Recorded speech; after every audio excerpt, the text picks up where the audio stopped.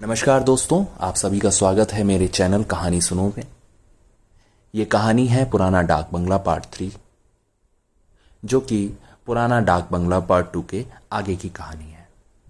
पिछली कहानी में आपने सुना कि आशीष के रास्ते एक विचित्र सी महिला आकर खड़ी हो गई, जो उसको घूर रही थी। चांद की हल्की रोशनी उस महिला के चेहरे पर पड़कर उसे एक अजीब सी चमक दे रही थी, मानो रोशनी किसी पारदर्शी परत के आर पार हो रही हो। वो औरत बहुत खूबसूरत लग रही थी, मानो जन्नत से आई हो। आशीष ने सूखते गले को तर किया और होश संभाला।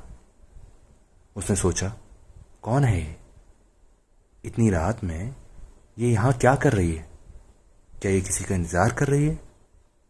क्या ये पागल है या फिर ये कोई वेश्या है? पर क्या इस जंगल में से ग्राहक मिलेंगे?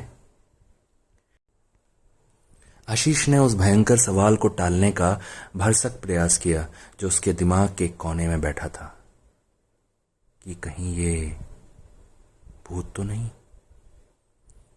अपने डर को खत्म करने के लिए उसने मान लिया कि वह इस इलाके की कोई स्थानीय महिला है। उसने एक बार फिर चारों तरफ देखा कि शायद कुछ घर या बस्ती दिख जाए, लेकिन वहां पर कुछ भी नहीं था। अब उसके पास अपनी मंजिल तक जल्दी से जल्दी पहुंचने का एक बड़ा दमदार कारण था।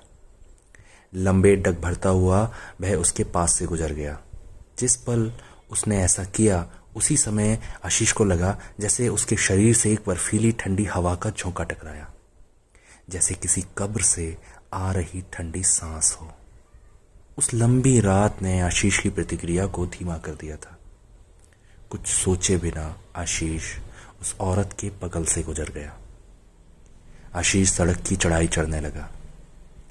आशीष ने सोचा कि उसने उसको पूरी तरीके से अनदेखा कर दिया है और शायद वो औरत अब वापस लौट जाएगी। करीब 10 कदम चलने के बाद उत्सुकतावश आशीष ने पीछे मुड़ के देखा।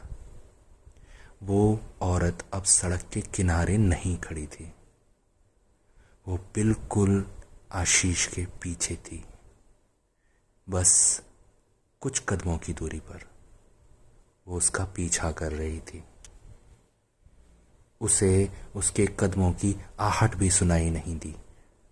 अचानक खौफ से भर जाने के चलते आशीष के पैर ऐसे भारी हो गए मानो लोहे की जंजीरों ने उन्हें जकड़ लिया हो। आशीष का दिल धड़कता हुआ उसके कलेजे से टकरा रहा था। अभी भी किसी इंसानी बस्ती का नामो निशान नजर नहीं आ रहा था। खामोश अशुभ जंगल के सिवाय उसके चारों तरफ कुछ भी नहीं था। उस औरत का वहां होना समझ से परे था। आशीष को लगा जैसे उसके हाथों के रोंगटे खड़े हो रहे हैं। वह जानना चाहता था कि क्या वह औरत एक इंसान है या नहीं। चुपचाप आशीष उसे देखने के लिए मुड़ा। उस औरत के खुले बाल ऐसे उड़े जैसे तेज हवा चल रही हो, लेकिन वहां इतनी तेज हवा नहीं थी। खुले बाल, सफेद साड़ी। ट्रक ड्राइवर ने हूबहू ऐसा ही हुलिया बताया था। आशीष का तो जैसे दम घुटने लगा, उसकी सांस उखड़ने लगी। क्या ये वही भूत है? क्या वह उस ट्रक में उसके साथ चली आई है? दहशत के मारे उसका बुरा हाल था। वो एक बार फिर उसे देखने के लिए मुड़ा। वह इस तरह देखता रह गया मानो कोई चुंबक उसे खींच रहा था। मध्यम चांदनी में वह बला की खूबसूरत लग रही थी। उसकी नजर सीधी आशीष पे टिकी लग रही थी। वह उसका पीछा क्यों कर रही है और क्यों मुस्कुरा रही है? धीरे धीरे वो औरत आशीष की तरफ अपने कदम बढ़ाने लगी। उसके करीब आने से आशीष की टांगें कांपने लगी और दिल अंधाधुंध धड़कने लगा। आशीष ने ध्यान दिया कि उस औरत की आंखें, जो उस हल्की रोशनी में 2 काले घेरे की तरह दिख रही थीं, आशीष को ऐसे भेद रही थीं मानो आशीष के मन को पढ़ रही हों।